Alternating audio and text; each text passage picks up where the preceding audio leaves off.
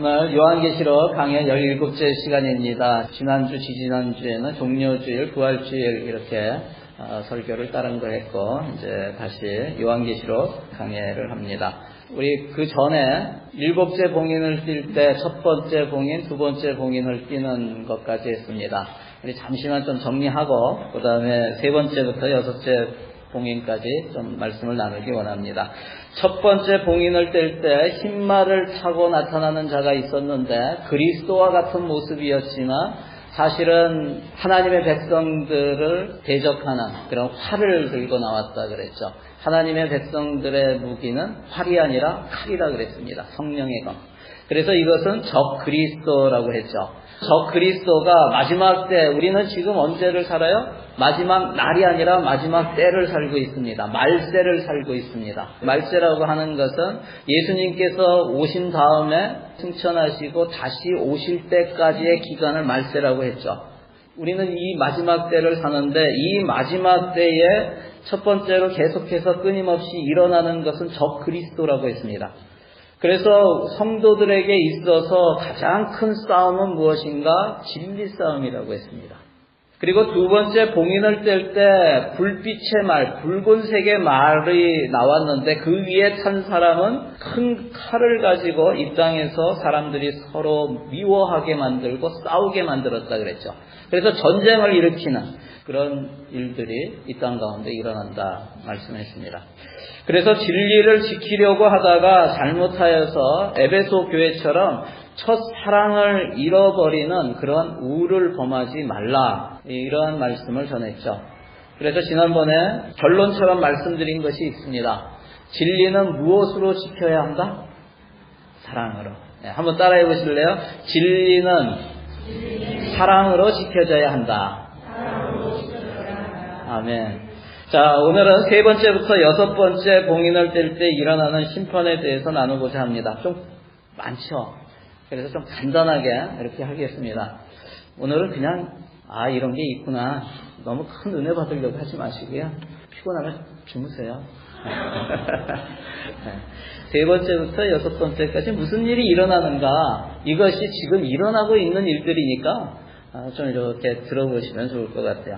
자, 세 번째 봉인을 떼는 장면이 5절에 나옵니다. 5절 말씀 우리 같이 한번 읽어볼까요? 자, 시작. 그 어린 양이 셋째 봉인을 뗄 때 나는 셋째 생물이 오너라 하고 말하는 것을 들었습니다. 그리고 내가 보니 검은 말 한 마리가 있는데 그 위에 탄 사람은 손에 저울을 들고 있었습니다. 아멘. 여러분, 셋째 봉인을 떼었을 때 검은색 말이 나옵니다. 검은색이라고 하는 것은 전쟁으로 인해서 일어나는, 발생하게 되는 기근과 빈곤을 상징하는 것입니다. 이 말을 탄 사람이 무엇을 들고 있습니까? 저울을 들고 있죠. 저울이라고 하는 것은 당시의 경제를 표현하는 것입니다. 그래서 6절에 보니까 네 생물 가운데서 외치는 소리가 들려옵니다. 밀 한 대도 하루 품삯이요 보리 석 대도 하루 품삯이다. 올리브 기름과 포도주에는 해를 끼치지 말아라. 이렇게 되어 있습니다. 밀 한 대가 하루 품삯이라고 합니다. 하루 품삯이라고 하는 것은 예전에 버전은 데나리온이라고 되어 있죠. 그런데 여러분, 밀 한 대가 하루 품삯이다. 여러분들이 하루 일하는 것 가지고 밀 한 대밖에 못 산다는 거예요. 이 얘기가 뭐냐면은 아주 엄청난 인플레이션이 일어나고 있다는 거예요. 물가가 그만큼 많이 올랐다는 거예요. 여러분, 지금 밀 한 대가 하루 품삯이 되고 보리 석 대가 하루 품삯이다 하는 것은요, 당시 그 물가의 12배가 뛰는 거예요. 당시 물가와 비교해서 12배가 뛰는 거예요.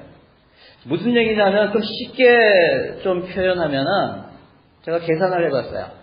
쌀 25kg짜리 이렇게 한 포대 이렇게 사서 먹잖아요, 여기서. 그게 보통 싸게 사면 한 45불 뭐 이렇게 사는 것 같아요. 비싼 거는 한 60불도 넘어가죠. 지금 얼마로 팔리는 거냐면은 600불에 팔린다고 생각하면 돼요. 쌀 25kg 하나에 600불에 사야 되는 거예요.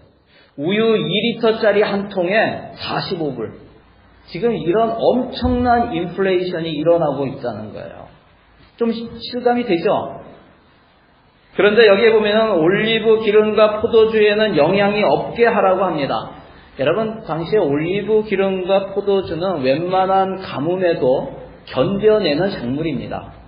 그래서 가뭄이 극심해져서 밀과 보리 같은 주된 양식이 떨어졌을 때는 그나마 남아있는 올리브 기름과 포도주를 주된 양식으로 대체해서 사용하기도 했어요. 이 얘기가 무슨 얘기냐면 셋째 봉인을 떼어서 엄청난 인플레이션과 기근이 일어났지만 그것이 최악의 한계 상황까지는 아직 다다르지는 않았다는 거예요. 진짜 극심한 고통의 시대가 열리고 있다는 서막처럼 이렇게 들리는 것이죠.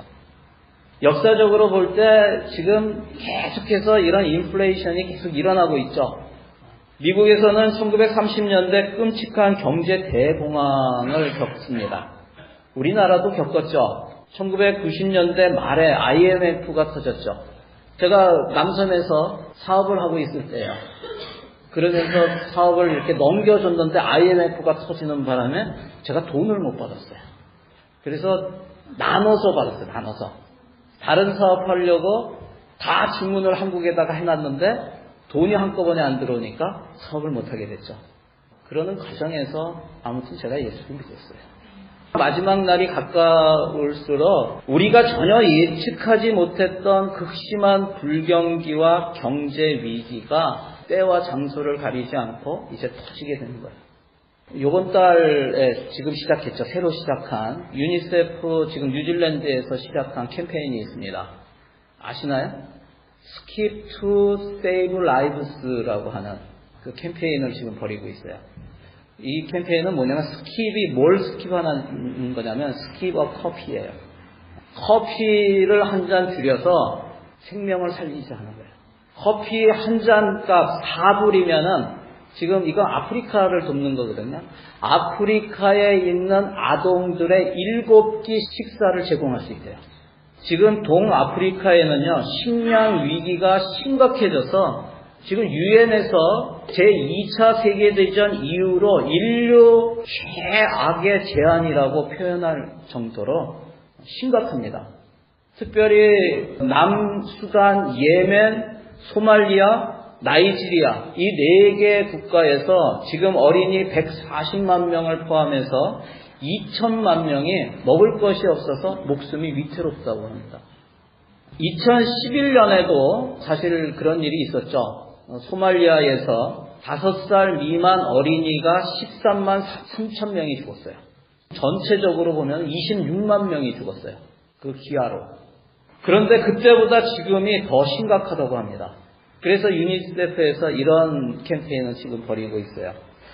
저는 우리도 좀 참여했으면 좋겠다 하는 생각이 들어요. 여러분 감동되시는 분은 인터넷에서 unicef, unicef.org.nz 이렇게 들어가면 Famine Crisis라고 이렇게 버튼이 나옵니다. 그거 들어가면은 얼마 도네이션 할 수 있도록 이렇게 되어 있습니다. 그렇습니다. 마지막 때 갈수록 이런 일은 더 많이 일어날 것입니다. 네 번째 봉인을 뗄 때에는 어떤 일이 일어나는가? 8절에 보니까 우리 8절 말씀 다시 한번 읽을까요? 다시 시작. 그리고 내가 보니 청황색 말 한 마리가 있는데 그 위에 탄 사람의 이름은 사망이고 지옥이 그를 뒤따르고 있었습니다. 그들은 칼과 기근과 죽음과 들짐승으로서 4분의 1에 이르는 땅의 주민들을 멸하는 권세를 받아 가지고 있었습니다. 이거죠. 지금 네 번째 봉인을 뗄 때 청황색 말이 나옵니다. 여러분 청황색이라는 게 어떤 색깔일까요? 청황색. 예? 무슨 색이요? 예, 사람이 죽은 색.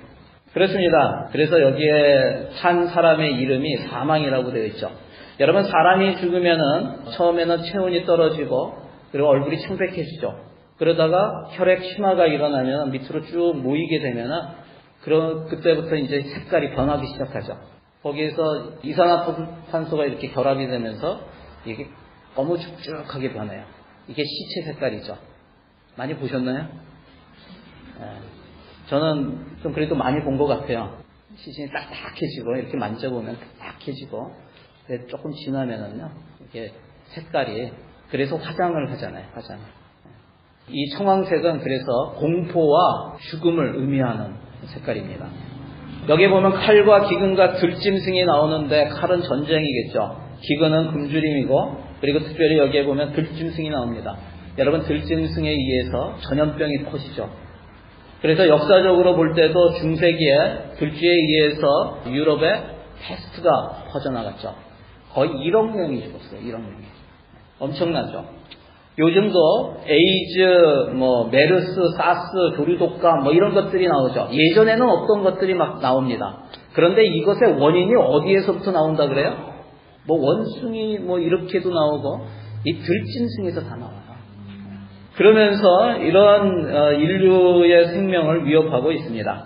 그 2014년에 유엔에서 발표한 것에 따르면은 전 세계적으로 에이즈 감염자가 3,690만 명이래요. 그 중에서 120만 명이 사망한 것으로 집계되었습니다.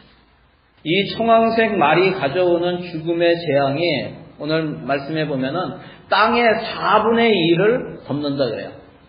4분의 1 크죠. 70억 인구의 4분의 1이면 엄청나죠. 그런데도 한 가지 4분의 1이라고 하는 것은 아직 전면적인 재앙은 아니라는 거예요. 아직도 기회가 있다는 거죠. 회개하고 하나님께 돌아오는 영적 대각성이 필요하다는 것을 암시적으로 보여주는 것이죠. 자, 9절에 보면은 5째 봉인을 떼는 장면이 나옵니다. 그 어린 양이 5째 봉인을 뗄 때에 나는 제단 아래에서 하나님의 말씀 때문에 또 그들이 말한 증언 때문에 죽임을 당한 사람들의 영혼을 보았습니다. 마지막 때를 지나면서 말세에 계속해서 일어나는 것들 중에 하나는 핍박입니다. 믿는 사람들에 대한 핍박이 더 심해집니다. 죽임을 당한 사람들의 영혼, 무엇 때문에 죽임을 당했습니까? 하나님의 말씀 때문에, 예수님 때문에 핍박당하고 고난을 겪고 죽은 영혼들과 그들이 말한 증언, 무슨 증언이겠습니까? 믿음의 증언, 복음을 증거하는 것 때문에 죽임을 당하는 일들이 많아질 것입니다. 여러분, 점점 갈수록 순교자들이 나타나게 될 것입니다. 지금까지도 많은 순교자들이 나왔지만 점점 갈수록 순교자가 나옵니다. 여러분, 이 순교자는 실제로 생명을 잃는 순교자도 있겠지만 이 땅 가운데 살면서 지금도 우리가 복음 전하는 것 때문에 왕따당하고 사람들로부터 조롱받고 멸시당하고 이러한 모든 것을 포함하는 것이겠죠. 여러분, 이런 순교자들은 1차적으로는 사도 요한 당시에 로마 제국의 그 무시무시한 핍박으로 말미암아 죽임을 당한 소아시아 교회의 성도들을 1차적으로 이야기할 것입니다. 하지만 그 이후에 계속해서 예수 그리스도를 전하는 것 때문에 죽임을 당한 모든 성도들을 이야기합니다. 여러분, 그런데 그 성도들이 어디에 있다고 되어 있습니까? 제단 아래에 있다고 합니다.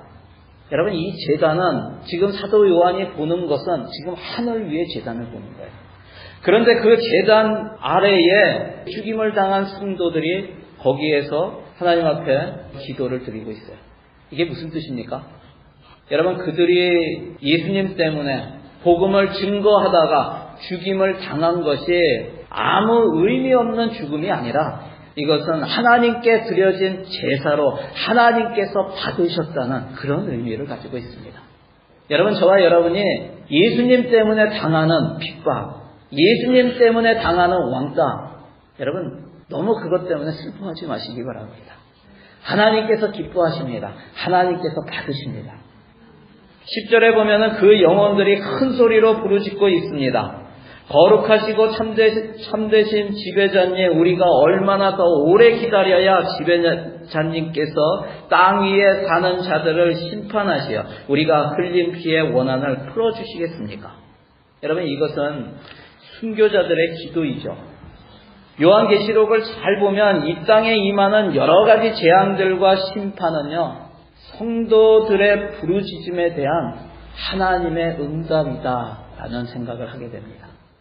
이 땅에서 올려드리는 그 성도들, 또 먼저 죽어서 하나님 앞에 이 땅을 위해서 간구하는 성도들의 기도에 하나님이 응답하신다는 거예요.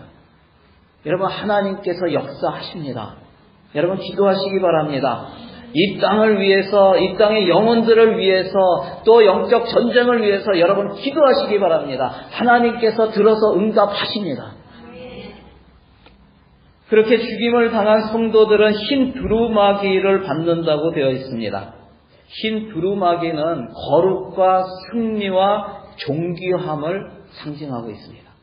주님께서 순교자들에게 흰 두루마기를 입혀주심은 하늘나라에서 그들이 얼마나 존귀한 상을 받는지를 보여주고 있는 것입니다. 자, 6번째 봉인을 뗄 때 일어나는 일들이 12절부터 17절까지 나옵니다. 먼저 12절부터 13절까지 보면 우리 같이 한번 읽겠습니다. 12절부터 13절 같이 읽겠습니다. 시작. 그 어린 양이 6째 봉인을 뗄 때 나는 큰 지진이 일어나는 것을 보았습니다. 그리고 해는 검은 머리털로 짠 청과 같이 검게 되고 달은 온통 피와 같이 되고 하늘의 별들은 무화과 나무가 거센 바람에 흔들려서 설 익은 열매가 떨어지듯이 떨어졌습니다. 아멘. 오늘 6번째 봉인을 뗄 때 일어나는 것이 첫 번째는 큰 지진이라고 되어 있습니다. 그리고 해가 검은색으로 변하고 달이 붉은색, 피와 같이 붉은색으로 변하고 또 별들이 떨어지는 그런 천재지변에 대해서 이야기하고 있습니다. 요즘 근래에 만들어지고 있는 지구 최후의 날에 대한 영화들 보면 SF 공상 영화들 이렇게 많이 나오잖아요. 이것들을 보면은 지금 이 6째 봉인을 뗐을 때 일어나는 일들을 주제로 해가지고 만들어지는 것이 참 많은 것 같아요. 지금까지도 역사적으로 보면 이 천재지변은 계속해서 일어나고 있죠. 일어났었고 지금도 일어나고 있죠. 역사적으로 지금까지 계속 지진이 일어나고 있죠. 지금까지 일어났던 지진 중에 가장 큰 지진은 1960년에 칠레에서 일어났던 지진이 리터 규모로 9.5의 지진이 일어났었죠. 또 많은 생명들을 앗아갔죠. 그 뒤에 일어났던 지진들을 많이 알아요. 2004년에 12월에 인도네시아에서 일어난 그 지진 아시죠? 9.0의 지진. 그러면서 바다에서 쓰나미가 넘쳐서 엄청나게 많은 사람이 죽었죠. 그때 몇 명 죽었는지 아십니까? 28만 3천 명이 더 넘게 죽었습니다. 그리고 우리가 또 잘 아는 2010년 1월에 IT에서 7.0의 지진으로 23만 명이 죽었습니다. 그리고 최근에 2011년에 3월 11일에 일어난 일본 지진을 기억합니다. 저는 뉴스에서 그거 보면서 쓰나미가 이렇게 퍼져서 나가는데 저는 영화를 보여주는 줄 알았어요. 근데 그게 뉴스였습니다. 그때도 많은 사람이 죽었죠. 물론 일본은 워낙 지진에 대해서 잘 저기가 돼 있었기 때문에 그렇게 많이는 죽지 않았어요. 근데 많이 죽은 거예요. 15,884명이 죽었다고 공식적으로 발표를 했어요. 그리고 실종이 2,633명. 근데 재산 피해가 약 11조래요. 엄청난 재산 피해가 났습니다. 한국에서도 작년 9월에 경주에서 5.8의 지진이 일어났습니다. 점점 갈수록 지진의 횟수가 점점 많아지죠. 주기가 더 짧아지는 것을 봅니다. 그리고 그 규모와 파괴력이 점점 더 거세져지고 있습니다. 지진 외에도 전 세계적으로 대홍수가 일어나고 폭풍이 불고 번개, 또 화산, 폭발, 폭설, 대형 우박 이러한 천재지변들이 일어나고 있습니다. 여기 보니까 해가 검게 되고 달이 피와 같이 된다 그래요. 붉게 된다고 그래요. 여러분 우리가 생각할 때 지진도 마찬가지죠. 과학적으로 따지면은 지각층이 서로 이렇게 있다가 부딪히기 때문에 그죠? 지진이 일어나는 거예요. 그게 무슨 하나님의 역사인가 우리는 이렇게 생각해요. 우리가 여기에 보면 하늘에 해가 검게 되는 거 뭐예요? 일식이죠, 일식. 달이 빨갛게 되는 거. 우리 작년 1년 6개월 사이에 4번이나 이런 일이 일어났어요. 블러드문이라고 해서. 이거 왜 일어나요? 과학적으로 따지면은 이것도 계기월식 때문에 일어납니다. 그런데 이런 일들이 계속해서 일어나는 게 뭐예요? 징표라는 거예요, 징표. 또 거기에 보면은 하늘의 별들이 땅에 떨어진다고 합니다. 우리 영화에 많이 나오죠. 소행성, 운석 이런 것이 막 날라와가지고 지구로 막 떨어져요. 그러면서 지구가 큰 위기에 빠지는 뭐 이런 영화들을 많이 봅니다. 근데 실제로 작년에 소행성 베누가 지구에 충돌할 수 있다는 그런 뉴스가 작년에 한참 많이 보도되었죠. 베누가 22세기 말에 지구와 충돌할 가능성이 있다고 하는 거예요. 여러분, 그런데 그 가능성이 얼마나 될까? 그거를 전문적으로 연구했던 미국의 과학자가 인터뷰를 했는데 그 확률은 그렇게 높지 않습니다. 2700분의 1입니다. 그런데 만일 충돌한다면, 이 베누가 지구와 충돌한다면 어떻게 될까요? 그 위력이 어느 정도냐면 TNT 1450메가톤에 해당하는 위력이 있대요. 잘 안 오죠? 예전에 일본 히로시마에 원자탄이 투하됐습니다. 그때의 위력과 비교하면은 7만 배의 위력이 있답니다. 7만 배. 그래서 실제로 작년에 미국 나사에서 탐사선을 띄웠습니다. 그게 오시리스 렉스라고 하는 탐사선을 보냈어요. 그래서 그게 베누까지 가는데 시간이 좀 걸리죠. 그래서 2018년에 거기에 착륙을 해서 샘플 채취하고 조사하고 그 다음에 2023년에 지구로 귀환하는 그런 프로젝트가 지금 진행되고 있죠. 그런데 여러분, 현재 뭐 우주 전체가 아니고 태양계 내에 알려진 소행성이 몇 개냐면은 70만 개입니다. 그 중에서 PHA라고 지구와 부닥칠 수 있는 가능성이 있는 소행성, 이것으로 분류된 것이 몇 개냐면 1714개입니다. 그럼 모르는 거예요. 지금 갈수록 왜 성경에서 이런 말씀을 계속 적어놨는가? 확률이 낮다고. 여러분, 그 확률은요, 하나님이 한번 역사하시면은 확률은 완전히 뒤집힙니다. 여러분, 하나님의 기적의 확률이 얼마나 될까요? 오병이어의 기적이 일어날 확률이 얼마나 될까요? 물고기 2마리랑 떡 5덩이로 5,000명을 먹일 수 있는 확률이 얼마나 될까요? 없어요. 그죠? 그런데 하나님 안에서 일어납니다. 하나님이 역사하면 기적은 일어납니다. 왜 그렇습니까? 제가 생명의 삶 할 때 기적이라는 것을 이렇게 표현을 해요. 기적이라고 하는 것은 여러분, 우리의 눈으로 보면, 우리의 3차원, 4차원까지 인지하는 인간의 눈으로 보면 기적입니다. 마치 개미가 사람을 보는데 만일 봐서 생각할 수 있다면 그 정도로 봤는데 사람들이 날아다녀요. 뭘 들고 저기 먼 데 있는 사람과 이야기를 해요. 이거는 기적입니다. 사람의 입장에서는 기적이 아니에요.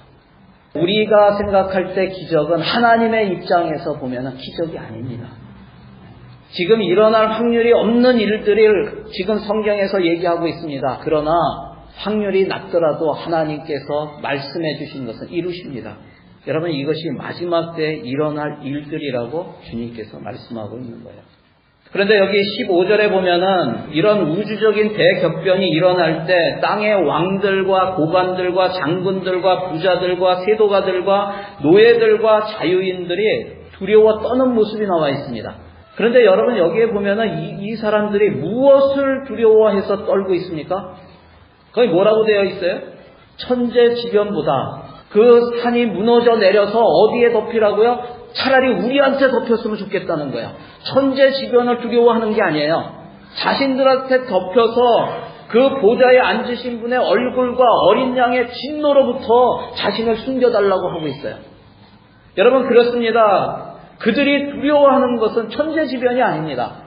보좌에 앉으신 분의 얼굴, 하나님의 얼굴과 어린 양의 진노를 두려워하고 있는 거예요. 여러분, 하나님의 진노 앞에는 이 땅에서의 어떤 권력도 돈도 높은 지위도 명예도 아무 소용이 없다는 것을 이야기해주고 있습니다. 특히 하나님을 인정하지 않고 어린 양 예수 그리스도를 믿지 않고 사함을 받지 못한 사람들은 하나님의 진노에 의한 대재앙과 어린 양의 위험 앞에 엎드릴 수밖에 없는 거예요. 여러분, 인간적인 어떤 방법과 수단으로는 결코 이 심판의 날에 살아남을 수가 없습니다. 유일한 방법은 회개하고 예수 그리스도를 믿는 것입니다. 요한계시록을 통해서 우리에게 알려주시는 많은 현상들이 있어요. 그런데 우리 사람들은 어디에 집중을 하냐면은 마지막에 어떤 일이 일어날 것인가에 대해서 집중을 합니다. 여러분, 그런데 마지막에 어떤 일이 일어날 건가에 집중하지 마시기 바랍니다. 그런 일들은 알아야 되겠죠. 그래서 마지막 때의 징조에 대해서 알아야 되겠죠. 그런데 우리가 집중해야 될 것이 있습니다. 그 모든 것의 주관자가 누구이신가, 거기에 집중하시기 바랍니다.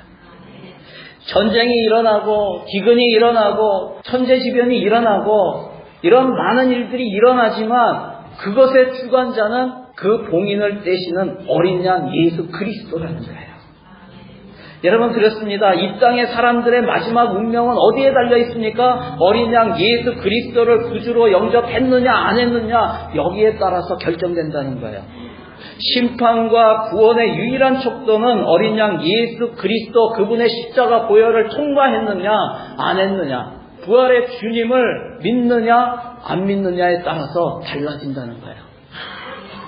여러분, 우리는 지금까지 두루마리에 있는 7 봉인 가운데 6 봉인을 어린 양 예수 그리스도께서 뗄 때 일어나는 일들에 대해서 우리가 살펴봤습니다. 마지막으로 다시 한번 정리를 해드릴게요. 첫째 봉인은 흰색 말을 탄 저 그리스도가 나타납니다. 두 번째 봉인을 뗄 때 붉은 말을 탄 자가 나와서 전쟁을 일으킵니다. 서로 미워하고 싸우게 만듭니다. 셋째 봉인을 뗄 때는 검은 말을 탄 자가 나와서 이 땅 가운데 기근을 일으킵니다. 넷째 봉인에서는 청황색 말을 탄 자가 나타나서 이 땅에 전염병 등으로 죽음의 재앙을 일으켜서 땅의 4분의 1을 덮어버립니다. 다섯째 봉인에서는 핍박이 거세게 일어나서 많은 순교자들이 생기게 되어 있습니다. 여섯째 봉인을 뗄 때에는 지진과 천재지변이 일어나는 것을 보게 됩니다. 여러분, 사실 이런 현상들은 이미 예수님께서 제자들에게 다 말씀해 주신 것이죠. 요한이 예수님 돌아가신 다음에 60년 후에 이 환상을 본 게 처음인 것이 아니라 이미 예수님께서 이 땅에 계시는 동안 제자들에게 다 말씀해 주신 거예요. 우리 한번 찾아볼까요? 마태복음 24장입니다. 마지막으로 이거 한번 찾아봤으면 좋겠어요. 마태복음 24장 말씀. 24장 3절부터 14절까지입니다. 길기 때문에 제가 읽으면서 설명을 드릴게요. 그냥 눈으로 따라오시기 바랍니다. 예수께서 올리브산에 앉아 계실 때에 제자들이 따로 그에게 다가와서 말하였다. 이런 일들이 언제 일어나겠습니까? 선생님께서 다시 오시는 때와 세상 끝날에는 어떤 징조가 있겠습니까? 우리에게 말씀해 주십시오. 예수께서 그들에게 말씀하셨다. 누구에게도 속지 않도록 조심하여라. 많은 사람이 내 이름으로 와서 말하기를 내가 그리스도이다 하면서 많은 사람을 속일 것이다. 몇 번째 봉인을 뗄 때 일어나는 일이에요? 첫 번째 봉인. 또 너희는 여기저기서 전쟁이 일어난 소식과 전쟁이 일어나리라는 소문을 들을 것이다. 몇 번째 봉인? 두 번째 봉인. 그러나 너희는 당황하지 않도록 주의하여라. 이런 일이 반드시 일어나야 한다. 그러나 아직 끝은 아니다. 민족이 민족을 거슬러 일어나고 나라가 나라를 거슬러 일어날 것이며 여기저기서 기근. 몇 번째 봉인? 세 번째 봉인. 기근과 지진. 몇 번째 봉인이요? 6번째 봉인. 지진이 있을 것이다. 그러나 이런 모든 일은 진통의 시작이다. 그때 사람들이 너희를 환난에 넘겨줄 것이며 너희를 죽일 것이다. 4번째, 5번째 봉인. 또 너희는 내 이름 때문에 모든 민족에게 미움을 받을 것이다. 몇 번째 봉인이요? 5번째 봉인. 또 많은 사람이 걸려서 넘어질 것이요 서로 넘겨주고 서로 미워할 것이다. 2번째 봉인. 거짓 예언자들이 많이 일어나서 1번째 봉인. 많은 사람을 홀릴 것이다. 그리고 불법이 성하여 많은 사람의 사랑이 식을 것이다. 2번째 봉인. 그러나 끝까지 견디는 사람은, 우리 같이 읽을까요? 자, 시작. 그러나 끝까지 견디는 사람은 구원을 얻을 것이다. 이 하늘나라의 복음이 온 세상에 전파되어서 모든 민족에게 증언될 것이다. 그때야 끝이 올 것이다. 아멘. 오늘 본문 내용은 말세의 징조로 이 땅에서 일어나게 될 참 무서운 이야기, 심판의 이야기를 우리에게 알려주고 있습니다. 저 그리스도, 전쟁, 기근, 또 죽음과 지진과 천재지변들, 이런 것들이 일어날 것입니다. 일어나고 있고 또 일어나게 되겠죠. 그런데 우리는 미래에 어떤 사건들이 일어날 것인가 여기에 초점을 맞추지 말고 어디에 초점을 맞추라고요? 그 미래가 누구의 손에 있느냐 여기에 초점을 맞추시기 바랍니다. 여러분 누구의 손에 있습니까? 예수 그리스도. 우리의 미래는 십자가에서 돌아가셨다가 다시 부활하신 어린 양 예수 그리스도의 손에 있습니다. 여러분 이게 무슨 뜻이에요? 이 땅 가운데 어마어마하고 무시무시한 일들이 일어나겠지만 여러분 담대하시라는 겁니다. 우리의 주인 대신, 우리의 왕 대신, 우리의 하나님 대신 우리 주 예수 그리스도가 그 모든 것을 주관하고 계시다는 거예요. 여러분 심판을 주도하시는 분은 우리 주 예수 그리스도이십니다. 심판의 대상은 우리가 아니라 하나님을 거역한 세상 권세와 그 주동자들이라는 사실을 기억하시기를 바랍니다. 마지막 때에 주님 다시 오실 때까지 주님을 끝까지 믿고 의지함으로 견뎌내시고 또 두려움이 아니라 구원의 기쁨과 감사와 감격을 가지고 이 땅에서 주님이 기뻐하시는 그러한 사명, 영혼 구원하고 하나님의 나라를 확장시켜 나가는 그 일에 힘쓰시며 그 마지막까지 맡겨주신 사명을 잘 감당해서 나중에 다시 오시는 주님을 기쁨으로 맞이하는 저와 여러분 우리 성도들이 다 되시기를 주의 이름으로 간절히 축원합니다.